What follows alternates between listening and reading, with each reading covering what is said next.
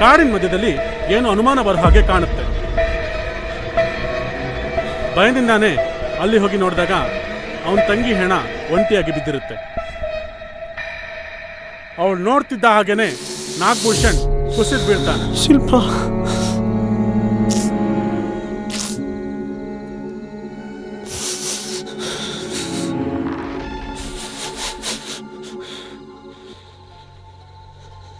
ಇದು ನಾಗಭೂಷಣ್ಗೆ ಈ bracelet? ತನ್ನ ತಂಗಿ ಪಕ್ಕದಲ್ಲೇ ಒಂದು ಬ್ರಾಸ್ಲೆಟ್ ಸಿಗುತ್ತೆ.